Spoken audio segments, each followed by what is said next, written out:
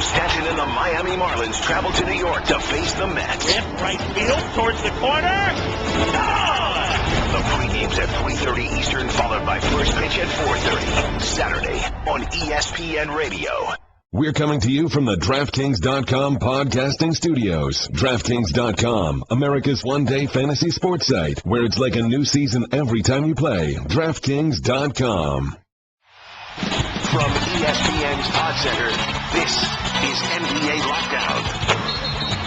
Welcome to the latest NBA Lockdown podcast. We're taping this on Monday, May 18th. I am Doug Kezirian. I'll be joined shortly by Amin Elhassan, fresh off the Sports Center set. He's going to go back, so Amin, hardworking man in Bristol today. So let's recap. We're going to recap the Clippers and what on earth happened to that team as they blew that series, and then also clip. And then look ahead. Yeah, Carrie and I were sending some texts over the weekend enjoying this, the Laker fan in us. So we'll talk about the Clippers, what they do in the offseason, obviously DeAndre Jordan question mark and matter to address. And we'll also just look at the offseasons of all the other teams that were eliminated in the conference semifinals. All right, Amin, glad you could squeeze us in. Hey, I between the Herd and Sports Center and then I don't know. I got a lot going on, Doug. And also the hate heart on Twitter. I like a tweet you sent out earlier. I'm going to read it. So when you retweeted someone tweeting at you, you masked your crippling low self-esteem behind a screenshot from All the President's Men and a corny Twitter handle. Hashtag hate hard. You know what the amazing thing is? I swear to God, most people wonder, how do you do it? It's instant. As soon as I read what someone has wrote to me, I could just look at their profile like, yeah, I know exactly what you're about. There's Ryan Russillo did a rant about a year ago. So it was basically like these guys are like the CEO of me. It's like, no, you're not. You're not really CEO of anything. All right, let's talk about the Clippers. Doc is the CEO of that franchise. Many people criticize Doc, the GM, this season and some of the moves he made. And that lack of depth really came back to bite the Clippers, so to speak. But let's also, and I want you to speak to this, maybe speak to your son's days. Just because you haven't done something or didn't do something doesn't necessarily mean you can't. Can't do it. Clippers were certainly capable of being in the conference finals and frankly should have. Yeah, no, it's not even capable. They should. I mean, we have the BPI told us that there was like a 93% chance after Game 4 that this team would be a conference final. They had the strongest chance of any remaining team in the playoffs to be in the conference finals. I'll give you an even better example that's not as rooted in analytics. We have these Patino game videos that we drop for every team that gets eliminated starting in the conference semifinals. We actually had the Rockets one done first because we were like, hey, this thing is going to happen. Let's get it done. Should we do a Clipper one? No. That's just going to waste time. We need to focus on the teams that are going to eliminate it first. So we got Rockets done first, and then we had Wizards and all those other ones. And then as the days go by, we're thinking to ourselves, oh, crap, they're going to lose this Game 7, and we won't have anything to run. So we actually had to rush one done on Saturday to get it ready to go on Sunday. They blew it. They blew it in magnificent fashion, and to me, you're right. That doesn't mean they're not a good team, but it does mean that there were some failures along the way, and to me, it falls directly not on Chris Paul, not on Blake Griffin. It falls on Doc Rivers. Doc Rivers is a GM because he built a team that was too thin. He stripped the team into a state of being too thin. And Doc Rivers is a coach because they should never have come out in Game 5 as relaxed as they did. They needed to. I think back of the was it McHale in one of these playoff games when they were down a lot, and then there was it was against Dallas. They were down big against Dallas, I believe, in Game 5 when they could have closed out. And McHale in the timeout said, "Win this game." Well, let's not think about we got another one. Right. Win this game, and they didn't win that game, but they came out the next game with a great mentality. The Clippers never had that. They never had that sense of urgency. In terms of the offseason, I honestly don't think they have to do anything. I mean, maybe get a guy off the bench, but you don't blow this thing up. You don't sign DeAndre Jordan. It's crazy to think he's going to be a max player. Well, no, it's without a question. But you have to, just given where the times are right now in the NBA. Several things. First of all, as you said, just the times of the NBA. If you are a defensive center, you are going to get paid. And he is a pretty good – he's not the best, but he's pretty good. The second thing is they don't have, if they let him walk, it's not like, oh, we'll go get someone up. You don't have any money to do that. Right. So you kind of, this is your only option. And third of all, with the cap about to spike in a couple of years, the good news is even if you give him max right now, you're like, I don't think he's worth max. Well, in 2 years, that deal will be a bargain. Can this big three win an NBA title? Yes, but they need help. Not with 6 guys. Not with 6 guys and the coach's son and the fat guy who's pretty funny. He played pretty well. I mean, no, he didn't. As much as no, he didn't. No, he didn't. He had 2 games where he played pretty well, but he's so bad that when he has those good games, we don't even mention how bad he was in those other games. Well, that's the thing. That's what I was going to say. That's 2 more games than I thought he'd play well. Yeah, so, look, when you blow something like this and you don't get there and you should have and it's disappointment, it is human nature to be emotional, if you will. I don't think the Clippers need to trade Blake to the Thunder and try to get Westbrook and someone else, because Blake's from Oklahoma. Then that's a different. Here's my thing. My theory is 99% of the time in the NBA now, when you trade a star, you're not getting stars back. You're getting usually 4 first-rounders at the going rate. Exactly. Right? Yeah. So 2 former first-round picks and then maybe 2 future picks. It's like that. We're going in a different direction. That's what happens when you trade a star. Now, if you talk about trading a star and getting a star back, those are some conversations we might be able to have, but I don't think Oklahoma City is in that place anyway. So you're right. The Clippers don't need to be blown up, but they need a lot of help. That bench needs to be overhauled, and I don't know if they have enough to get it done. Can they go get Ricky Bobby? Chris, how tough is this to take? You guys are so close to so close. I don't even know what that means anymore. I don't know. Ricky Bobby, like I said, if you're not first, you're last. So being close ain't good enough. Chris Paul, despite the disappointing loss in Game 7, using the Will Ferrell reference. So what do they do? You said they have to go get someone. What can they have to give DeAndre the max in your eyes? Right. Who do they get to come off the bench within their salary cap gymnastics that they're limited to? And therein lies the problem, because they've painted themselves into a corner where they have zero flexibility. Giving DeAndre Jordan a bunch of money brings their salary, their payroll up closer towards what the hard cap is going to be expected to be. Now, here's for all you cap gymnasts out there. This is where it gets a little complicated. Basically, the way the NBA salary cap works is there is no hard cap, meaning I can spend as much as I can as long as it falls within the salary guidelines. Right. So there's a hard cap in the NFL. Right. Zero cap in baseball. Right. And we're kind of in the middle. Right. The only difference is if you use things that are earmarked for a non-tax-paying team. For instance, the full mid-level exception that we've known to grow and love, it's about $5.5 million. That's what teams usually over the cap use to go out and get extra players. If you use that, then automatically there's this thing called the hard cap, and it is a true hard cap. You cannot spend anything more than, I believe, $4 million above the whatever the luxury tax line is. Because DeAndre's new deal is going to give him a significant pay bump over his old deal, their team payroll is going to rise to a point where if they use the mid-level exception, that hard cap becomes enacted, and basically have almost no flexibility, not even minimum deals after that. And that's a big pitfall for the Clippers. They have to find a way, if they're going to use that mid-level exception, to get multiple guys. So basically you're saying, I got to go out and get several guys who are willing to play for less to be a part of this franchise. That's not easy. Are they losing any other, like the table scraps on the roster, like the end of the bench? Are they losing any of those guys? Does it matter? I mean, well, it just helps you fill out a roster. I mean, they'll have roster spots. But again, usually when we think about teams, so well, at least you can go out and get some guys on minimum. But if the hard cap is reached, you can't even get the minimum guys. You are basically, that's it. That's as much improvement as you can make. And this is why we don't let our coaches run the organization, because they can't figure. When you're paying money to guys to not be there, and they are paying guys who are not there. Jordan Farmar is on the books. Who? Exactly. Yeah. Why did that all go down? Like, why did they get rid of Farmar and then get Austin Rivers? Who knows? Because they made a decision. Because Farmar kicked their ass last year as a Laker, and then they're like, oh, he's good, and then they signed him. Like, oh, maybe he's not that good. Doc has a tendency. That's one of his raps, so to speak, is that he loves guys who he's either coached or always played well against him. So Hedo, why is Hedo there? Well, because Hedo kicked him when he was with the Magic. Oh, he's pretty good. That was 2008. Yeah, 2009, a million years ago.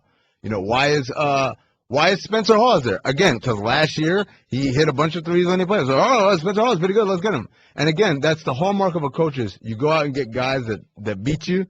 And then the other hallmark of a coach is when you figure out they're not that good, you just give up on them completely. You abandon ship. And there was that Jared Dudley situation. If any of you guys listen to the Low Post, which is a podcast by Zach Lowe for Grantland, Jared Dudley talked about how he played through injury last year while Redick got healthy. And then Redick got healthy. Then he was able to shut it down and go through all that.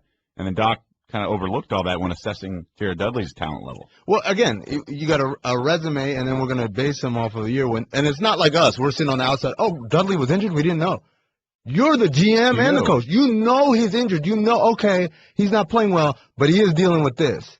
And then you give him up, and you don't just give him up. You give him up for scraps that you end up waiving all, and you gave up a first-round pick to do this. So it is like multiple compounding mistakes of how not to run a front office. And the coach has a different sort of timeline and aspirations than a general manager typically.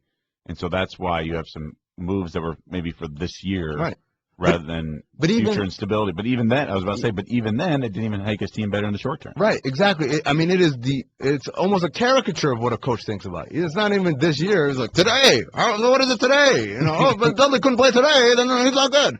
And what do we need a first-round pick for? And then you end up in this situation where you got 6 guys, and you're hoping your son, your pride and joy baby boy, helps pull you out of the fire, but half the time he's putting more gas on the fire. But give Flip Saunders, the GM, some credit. The Kevin Love trade has worked out well. Even though they had the worst record in the league this year, it was a lot of it. You know, it was injuries. The difference is, Flip didn't want to coach. Flip actually did a coaching search and finally was like, look, we can't find the right candidate, so I'll take it over. But he understood. Now, let the team get a little good, and if he's still coaching, I think the same mistakes, same kind of urges are going to – because when you have absolute power, when you don't have a boss who can tell you, we're not going to do that deal because Doug Kezirian is going to be really good in 3 years, when you don't when you don't have that voice above you, stopping you from every single impulse, it's really hard. We're going to talk about the matchups later throughout the week. This week we're doing every day for the podcast. But quick assessment of Warriors and Rockets now that we know Houston's into the conference finals. Oh, man, I get in trouble every time I make a prediction on this thing, huh? I got the Warriors in 5. I got the Warriors gentleman's sweep. A gentleman's sweep. I think the Warriors are just too deep and too great defensively. And I won't even talk about their offense. Just defensively, they'll make life miserable for the Rockets. I think that's just a bad matchup for Houston. I mean, I guess the Warriors are a bad matchup for most teams. Yeah. But whatever Houston does well, Warriors do it better. That's a good point. I mean, it's just like their Warriors are the Houston Rockets 2.0. You know, it's going to be interesting. The two things I'm going to be interested to see is how the Rockets guard Curry, because we saw the Grizzlies kind of have a little bit of blueprint where they had Conley always trailing and then the help right there. Mm-hmm. I don't know if the Rockets bigs are good enough to play like the Grizzlies are, as disciplined defensively that way. But Corey Brewer, Trevor Ariza, these are big dudes, long arms. As far as putting them on Curry, I think that would help a little. The other thing is how the Warriors guard Harden. Do they do what the Clippers did and just send the help and have them just sitting there waiting and make Harden make that pass?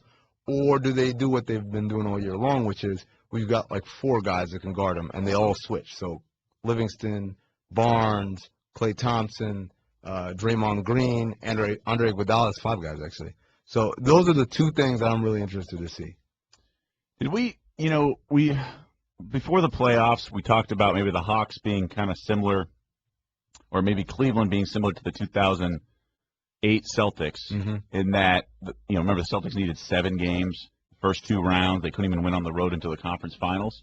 Are we seeing any of that in the Hawks and in the Warriors, teams that haven't really been the top seed, and even Cleveland have been here before, so to speak? Like, is Curry learning this as he goes as well? Not to the extent of those. I mean, if you look at it, they swept even though the Pelican series was interesting, they still swept them. And that Grizzlies series, really, we're talking about 2 games where they struggled. Right. And then other than that, as soon as they figured that out, it was over. So I just think this team is different, man, because it's so deep and so flexible. It's like Spider-Man's suit that he got from outer space, the one that can morph and change into anything. It's so flexible and so dynamic that they can play any style and play it better than you can, which is a very Spurs-like compliment. That's what we say about Spurs. Whatever style you want to play, they can do it, and they can do it better than you can. But Warriors got that going on right now. Well, change is inevitable. We'll see it this summer with the Clippers. But let's take a look at the other three teams that lost in the conference semifinals. Amin and I will come right back here on the NBA Lockdown podcast to discuss those teams. The Clip's gonna clip. Geico presents Strange Savings Stories. Astronomers detected an interstellar transmission. It stated, Geico, 15 minutes could save you 15% or more. The implications were staggering. Was the cosmos telling us we could all save hundreds on car insurance with Geico? Or did their radar merely pick up a signal from the nearby Rufus and Clyde's morning show? We may never know. Geico. 15 minutes could save you 15% or more on car insurance. Doug Kezirian and Amin Elhassan back with you on the NBA Lockdown podcast. So we've discussed the Clippers. Time to discuss the other three teams that lost in the conference semifinals of these NBA playoffs. All right, Amin, first things first, Chicago. Everyone sort of perceived and assumed this would be the swan song for Tom Thibodeau. You know, it's very similar to what went down with Jim Harbaugh in San Francisco. Solid on the field of play, but just some issues with the upstairs management. And it looks like that relationship is broken. And this team, even though they made changes, they added Gasol and much more talented offensively than in recent years, even when Derrick Rose was healthy. But they just couldn't get past LeBron. Man, here's the thing. Yes, you could put it that way, and then you could also say, well, LeBron wasn't exactly at the height of his superpowers, and the Cavs weren't full strength, and J.R. Smith didn't play the first two games, and you still couldn't get it done. If you couldn't get it done under those circumstances, what makes us believe that this is still something moving forward is still viable? I mean, we're not talking about, earlier we said the Clippers blew a 3-1 lead. They should be in the conference finals, right? They should. And Absolutely. I don't think anyone could watch the Bulls play, even in their first-round series against the Bucks, and say, this is a team that should be in the conference finals with a chance to go to the finals. They didn't play that way. And they didn't play that way all year long. And I think they kind of maxed out who they are as an organization with this current identity. Is it Tibbs? He's part of it. I don't know if it's all him, but, those players, they're not – a lot of them aren't getting any younger. We talked about it last week. This is a team that's aging. And the only youth and prospects for the future are Jimmy Butler and Niko Mirotic. So we can't ignore their players, but the limitations of their players. But I think Tibbs also is someone that we need to basically point to, because we talk about why Joakim Noah looks like he's walking with a limp. Oh my God, if we talk about Jimmy Butler looking drained, if we're talking about all those different guys, that's Noah was hurt. That's fair. And Rose he's back to a certain extent. What do they need to do then? If they're going to have to get a new coach, is it Val Stein's point to Tibbs being gone, then what else do they need to do roster-wise? Oh, man. I mean, I think, first of all, you got to start with who your coach is. You don't want to make roster changes without knowing what the next guy is, who the next guy is, or what is the style of play he wants to play. I think anytime you can add shooting is always a good thing in this league. That might be one of the things. But again, we got to look at it. It's not like the Bulls have a lot of flexibility in terms of money to spend. They don't have a bunch of cap space. They got to re-sign Jimmy Butler. That's first and foremost. And then they got to go out there. And their new max deal there?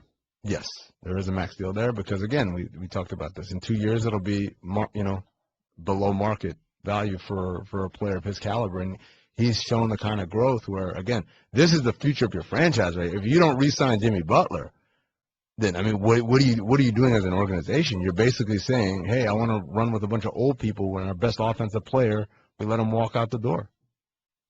And what do you do with the front line? I mean, Gasol's he's 34, and Noah's banged up. Taj Gibson, I mean, all that group, like you said, that core has been aging.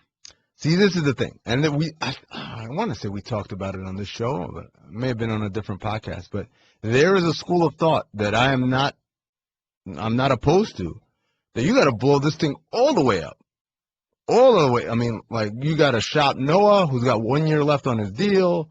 You know, you probably can shop Gasol. Maybe you find a taker for Derrick Rose if it doesn't cost you too much to give him. But you have. Wait, who's going to take Noah at 13.4 and Derrick Rose at $20 million? Well, Noah's I think is an easier sell. If you're a team looking for expiring deal and a team looking for either a starting center or even a halftime part-time center. So you look at a team like, for instance, just throwing it out there, Golden State. Right now, their backup center is Festus Ezeli. Imagine a player like Noah, who, as flexible as he is defensively and then offensively, what a great passer, kind of like Bogut.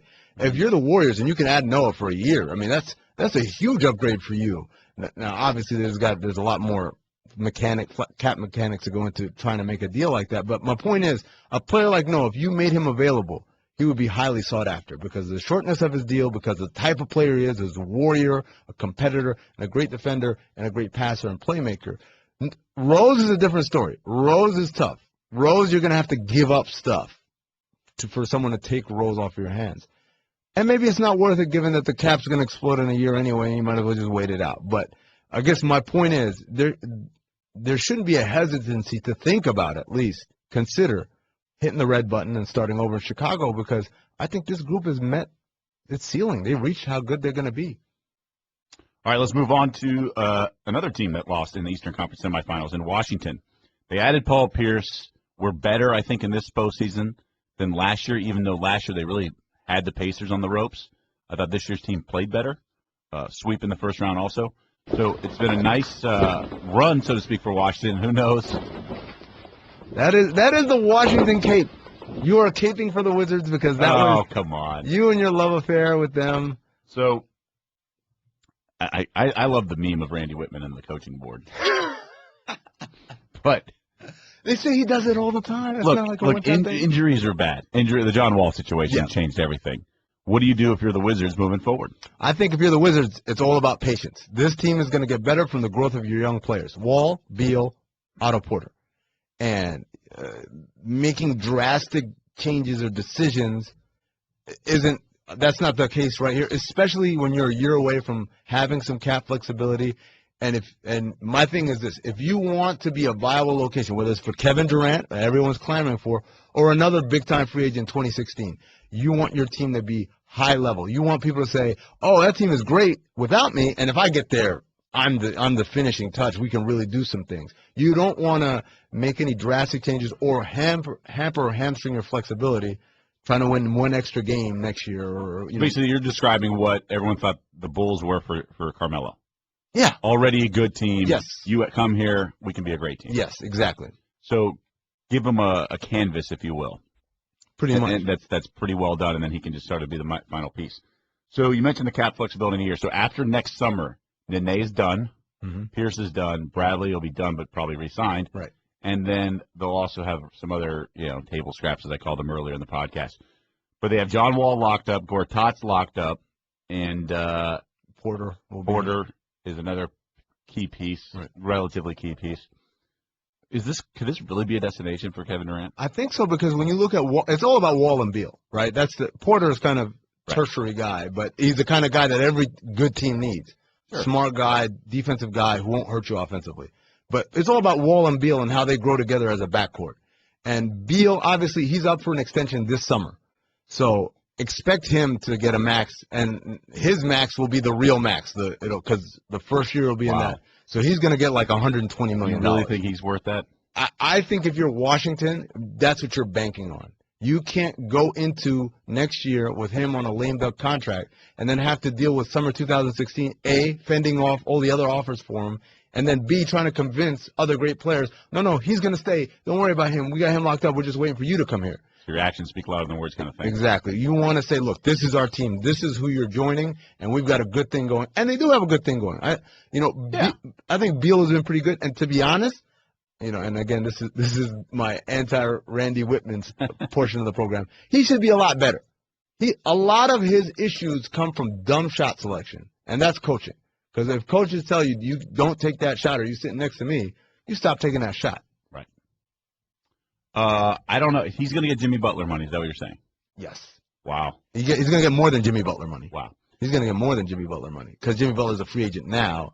Beal has signed an extension, which means the terms of his deal will start with the new salary cap numbers. Gotcha. All right, so we talked about the Clippers already. Real quick with Memphis. Close but no cigar again. They obviously the Mike Conley injury sort of hurt them, but they weren't beating the Golden State Warriors. What do you do with this team that is going to lose? Marc Gasol's a free agent. Right. Now, he went to high school there, too. Let's not forget that because Powell was playing for the Grizzlies back then. He was the younger brother. And you have to that has to be number one priority, right? Yeah, no, that's number 1, 2, 3, 4, 5. You have to re-sign Marc Gasol. If not, you might as well go back to the drawing board. But if you have him in the fold, shooting. That's how the Warriors beat him. They beat him because you don't have enough shooters, and we don't believe in your shooters. And we don't believe them to the point where we're not going to guard your guys on the perimeter. And if we look, I think the stats that you pulled up, Josh, the other day, the worst two in the paint field goal percentage games Memphis had all year long, Game 4 and Game 5. That is directly related to Golden State saying, I don't care about your shooters. I'm going to pack the paint and dare you to beat me. I like the willingness to go all in with Jeff Green and try to, but he just didn't pan out. It didn't pan out. Yeah, that's an accurate statement. It wasn't a bad deal, but it just didn't work out. And is this a team that you blow up at all? Only if Gasol leaves. If Gasol stays, I think if you can find some shooting, and it doesn't have to be big name guys like Danny Green. You can go out there and find some guys. Maybe it's a guy in Europe, a guy like Gary Neal, for instance. Not as heralded, or a Gary Neal from Europe, someone who we haven't heard from, but is a good enough shooter to come here and help this team win. That is the voice of Amin Elhassan. I am Doug Kezirian. That's going to do it for the NBA Lockdown podcast. We'll be back on Tuesday. Shout out to Kerry Champion for the Clips Gon' Clip line. Clips Gon' Clip. Thanks for listening to NBA Lockdown on ESPN Radio. For more great podcasts, check out the Pod Center page on ESPNRadio.com.